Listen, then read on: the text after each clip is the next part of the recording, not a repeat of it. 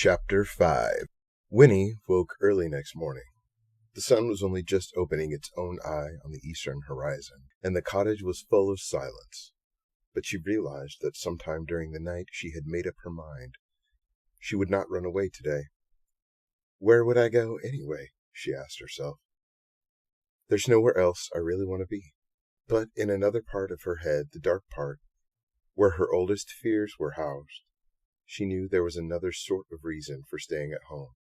She was afraid of going away alone.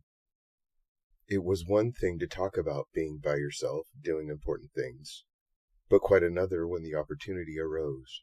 The characters in the stories she read always seemed to go off without a thought or a care, but in real life, well, the world was a dangerous place. People were always telling her so, and she would not be able to manage without protection. They were always telling her that too. No one ever said precisely what it was she would not be able to manage. But she did not need to ask. Her own imagination supplied the horrors. Still, it was galling, this having to admit she was afraid. And when she remembered the toad, she felt even more disheartened. What if the toad should be out by the fence again today? What if he should laugh at her secretly and think she was a coward? Well, anyway, she could at least slip out, right now, she decided, and go into the wood, to see if she could discover what had really made the music the night before. That would be something anyway. She did not allow herself to consider the idea that making a difference in the world might require a bolder venture.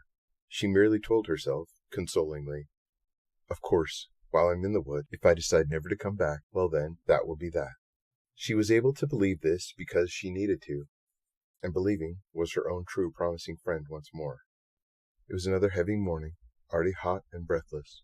But in the wood the air was cooler and smelled agreeably damp. Winnie had been no more than 2 slow minutes walking timidly under the interlacing branches when she wondered why she had never come here before. Why, it's nice, she thought with great surprise, for the wood was full of light, entirely different from the light she was used to. It was green and amber and alive, quivering in splotches on the padded ground, fanning into sturdy stripes between the tree trunks. There were little flowers she did not recognize, white and palest blue, and endless tangled vines, and here and there a fallen log, half rotted but soft with patches of sweet green velvet moss. And there were creatures everywhere. The air fairly hummed with their daybreak activity. Beetles and birds and squirrels and ants and countless other things unseen, all gentle and self-absorbed and not in the least alarming. There was even, she saw with satisfaction, the toad. It was squatting on a low stump, and she might not have noticed it, for it looked more like a mushroom than a living creature sitting there. As she came abreast of it, however, it blinked, and the movement gave it away. "See," she exclaimed, "I told you I'd be here first thing in the morning." The toad blinked again and nodded, or perhaps it was only swallowing a fly. Then it nudged itself off the edge of the stump and vanished in the underbrush. "It must have been watching for me," said Winnie to herself, and she was very glad she had come. She wandered for a long time, looking at everything, listening to everything, proud to forget the tight-pruned world outside, humming a little now, trying to remember the pattern of the melody she had heard the night before. And then up ahead, in the place where the light seemed brighter and the ground somewhat more open, something moved. Winnie stopped abruptly and crouched down. "If it's really elves," she thought, "I can have a look at them." And though her instinct was to turn and run, she was pleased to discover that her curiosity was stronger. She began to creep forward. She would go just close enough, she told herself, just close enough to see, and then she would turn and run. But when she came near, up behind a sheltering tree trunk, and peered around it, her mouth dropped open, and all thought of running melted away.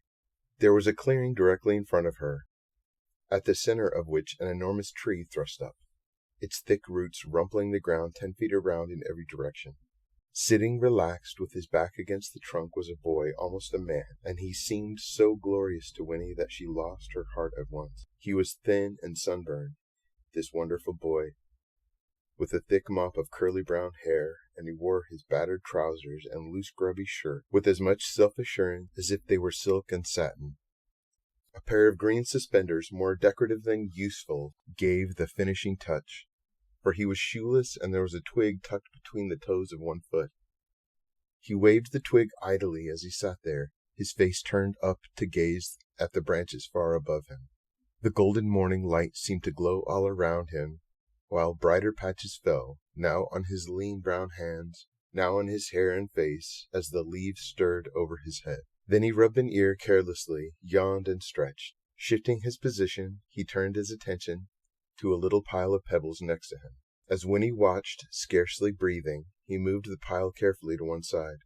Pebble by pebble, beneath the pile, the ground was shining wet. The boy lifted a final stone, and Winnie saw a low spurt of water arching up and returning, like a fountain, into the ground. He bent and put his lips to the spurt, drinking noiselessly. Then he sat up again and drew his shirt sleeve across his mouth. As he did this, he turned his face in her direction, and their eyes met. For a long moment they looked at each other in silence, the boy with his arm still raised to his mouth. Neither of them moved. At last his arm fell down to his side. "You may as well come out," he said with a frown. Winnie stood up embarrassed and, because of that, resentful. "I didn't mean to watch you," she protested, and stepped into the clearing. "I didn't know anyone would be here." The boy eyed her as she came forward. "What are you doing here?" he asked her sternly. "It's my wood," said Winnie, surprised by the question. "I can come here whenever I want to. At least, I was never here before, but I could have come any time." "Oh," said the boy, relaxing a little. "You're one of the Fosters, then?" "I'm Winnie," she said. "Who are you?" "I'm Jessie Tuck," he answered. "How do?" And he put out a hand. Winnie took his hand, staring at him. He was even more beautiful up close. "Do you live nearby?" she managed at last, letting go of his hand reluctantly. "I never saw you before. Do you come here a lot?" "No one's supposed to. It's our wood." Then she added quickly, "It's all right, though, if you come here. I mean, it's all right with me." The boy grinned. "No, I don't live nearby. And no, I don't come here often. Just passing through. And thanks. I'm glad it's all right with you." "That's good," said Winnie, irrelevantly. She stepped back and sat down primly, a short distance from him. "How old are you, anyway?" she asked, squinting at him. There was a pause. At last he said, "Why do you want to know?" "I just wondered," said Winnie. "All right. I'm 104 years old," he told her solemnly. "No, I mean, really," she persisted. "Well then," he said, "if you must know, I'm 17. 17? That's right." "Oh," said Winnie hopelessly. 17. That's old." "You have no idea," he agreed with a nod. Winnie had a feeling he was laughing at her, but decided it was a nice kind of laughing.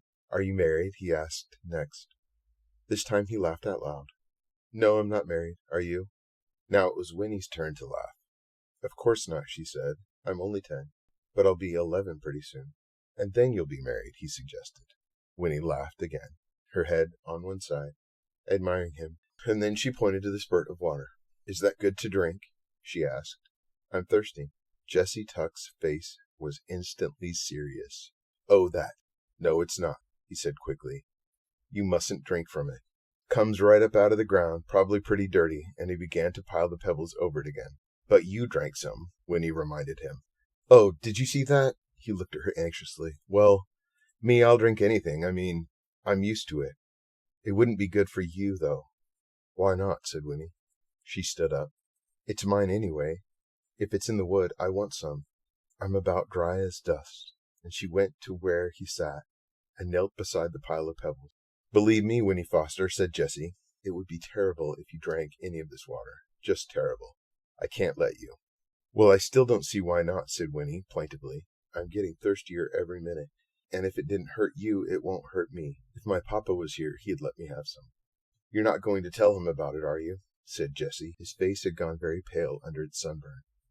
He stood up and put a bare foot firmly on the pile of pebbles. "I knew this would happen sooner or later. Now what am I going to do?" As he said this, there was a crashing sound among the trees, and a voice called, "Jessie!" "Thank goodness," said Jessie, blowing out his cheeks in relief. "Here comes Ma and Miles. They'll know what to do." And sure enough, a big, comfortable-looking woman appeared, leading a fat old horse, and at her side was a young man almost as beautiful as Jessie. It was May Tuck with her other son, Jessie's older brother. And at once, when she saw the two of them, Jessie with his foot on the pile of pebbles and Winnie on her knees beside him, she seemed to understand. Her hand flew to her bosom, grasping at the old brooch that fastened her shawl, and her face went bleak. "Well, boys," she said, "here it is. The worst is happening, at last."